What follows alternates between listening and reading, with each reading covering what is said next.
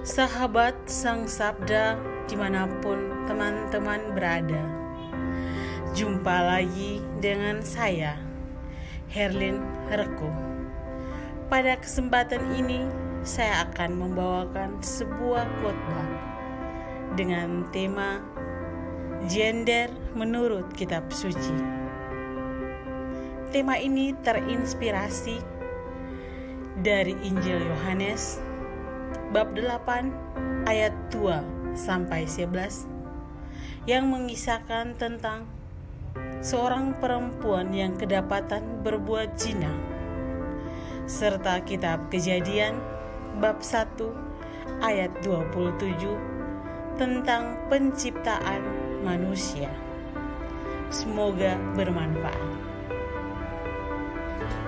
Bapak, Ibu, pencinta Sang Sabda dimanapun teman-teman berada. Di dalam kitab Kejadian bab 1 ayat 27 berbunyi, maka Allah menciptakan manusia itu menurut gambarnya, menurut gambar Allah diciptakannya dia, laki-laki dan perempuan diciptakannya mereka. Di sini berarti bahwa Allah menciptakan manusia, baik perempuan dan laki-laki, dengan derajat yang sama dan menurut gambar Allah. Di samping itu juga menekankan bahwa manusia itu sama hakikatnya dengan Sang Pencipta. Hal ini berarti bahwa Allah menciptakan manusia sebagai makhluk yang mulia, kudus, berakal budi, sehingga manusia bisa berkomunikasi dengan Allah dan layak untuk menerima mandat dari Allah untuk menjadi pemimpin dari segala ciptaan Allah. Dimiliki tidak hanya laki-laki saja, akan tetapi juga perempuan, dan keduanya mempunyai status yang sama. Oleh karena itu, tidak dibenarkan adanya diskriminasi atau dominasi dalam bentuk apapun hanya karena perbedaan jenis kelamin. Bapak, Ibu, saudara-saudari yang terkasih, jika demikian, mengapa muncul diskriminasi atau dominasi antara perempuan dan laki-laki? Alkitab mencatat bahwa hubungan yang timpang antara laki-laki dan perempuan itu terjadi setelah manusia memakan buah yang dilarang Allah. Kitab Kejadian bab 3 ayat 12. Adam mempersalahkan Hawa sebagai pendosa, sedangkan Hawa mempersalahkan ular sebagai penggoda. Tetapi akhirnya Allah menghukum Adam. Adam dihukum bukan hanya karena Adam ikut-ikutan makan buah yang Allah larang, tetapi juga karena ketika Hawa berdialog dengan ular sampai memetik buah, Adam ada bersama Hawa. Adam hadir di sana, tetapi ia bungkam. Dengan kata lain, perbuatan Hawa sebenarnya mendapat restu dari Adam. Karena itu, kesalahan ada pada kedua belah pihak. Itu berarti bahwa Adam dan kaum laki-laki tidak bisa menghakimi Hawa dan kaumnya sebagai pembawa dosa. Dalam perkembangan selanjutnya, peran perempuan selalu dibatasi, sehingga hal ini yang menciptakan dominasi laki-laki terhadap perempuan. Bapak, Ibu, saudara-saudari, diskriminasi dan dominasi laki-laki atas perempuan masih tetap berlangsung.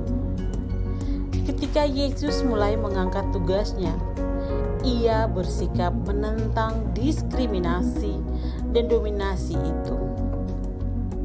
Suatu ketika pemimpin-pemimpin Yahudi menangkap seorang perempuan yang kedapatan berzina, lalu dibawa kepada Yesus. Mereka meminta supaya perempuan itu dihukum dengan melempari batu sesuai aturan Yahudi. Tetapi Yesus tidak peduli terhadap permintaan mereka. Pasalnya, mereka menangkap perempuan itu, tapi tidak menangkap laki-laki yang tidur dengan dia. Yesus berkata kepada mereka, "Barang siapa yang tidak berdosa, hendaknya ia yang pertama kali melempari batu pada perempuan ini." Tidak ada yang berani melakukannya. Akhirnya, Yesus menyuruh perempuan itu pulang dengan nasihat supaya tidak berbuat dosa lagi. Yohanes bab 8 ayat 2-11. Bapak, Ibu, saudara-saudari yang Allah kasihi, lalu bagaimana dengan kesetaraan gender di dalam kehidupan masa kini? Tanpa kita sadari, kita telah dipolitisir oleh pemikiran kita sendiri bahwa kita perempuan adalah manusia nomor 2 setelah laki-laki. Kita lupa bahwa kita adalah rekan Adam, bukan bawahan Adam. Sehingga kita kaum perempuan selalu merasa lemah, tak berdaya, dan korban dari segala tindakan diskriminasi dan dominasi yang dilakukan oleh kaum Adam berabad-abad lamanya. Kita tidak bisa juga menyalahkan kaum Adam akan tindakan diskriminasi dan dominasi ini, karena kita dengan sadar dan menyetujui serta beranggapan kalau kita adalah manusia di bawah laki-laki. Salah satu contoh tindakan diskriminasi dan dominasi di sekitar kita adalah perkawinan adat ini. Sering sekali kita kaum Hawa merasa belis merupakan harga diri dari seorang perempuan, sehingga kita begitu bangga ketika belis kita besar dan mau diperlakukan semena-mena, karena merasa kita telah dibeli oleh kaum laki-laki. Ada juga cerita rakyat pernyataan seorang suami yang memukul istrinya. "Saya lagi pukul sapi saya." Atau seperti ini, "Saya sudah tukar kau dengan sapi, baru kau tidak bisa kerja." Bapak, Ibu, saudara-saudari, dari pernyataan-pernyataan ini adalah bentuk dari diskriminasi dari kaum laki-laki terhadap perempuan, di mana perempuan bukan lagi jadi mitra kaum Adam atau menjadi manusia nomor 2, tapi perempuan mulai disetarakan dengan sapi.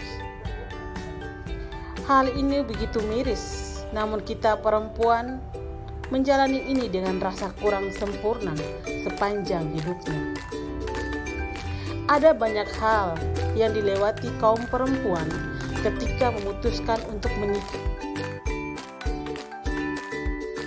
di mana ia harus meninggalkan orang tuanya, kebiasaannya, teman-temannya, dan kebebasannya, serta harus beradaptasi dengan keluarga baru. Perempuan harus mengabdikan hidupnya kepada suaminya, mengurus rumah tangga, mengasuh anak-anaknya, dan tidak sedikit perempuan yang membantu pemasukan rumah tangga dengan bekerja, tapi masih didiskriminasi oleh kaum laki-laki dan dianggap bayar lunas dengan sapi-sapi yang dihantar. Ini adalah sebuah bentuk perbudakan berasaskan perkawinan. Jika diakumulasi dari segi ekonomi, dari hantaran dan balasan, memang betul angka perbandingan bervariasi. Tetapi pihak keluarga perempuan juga tidak sedikit menghabiskan hartanya untuk menikahi anaknya itu. Dan lagi-lagi, keadaan ini didiskriminasi. Bagaimana tidak? Yang diperbincangkan hanya belis yang dihantar, tanpa perbincangan balasan yang diterima.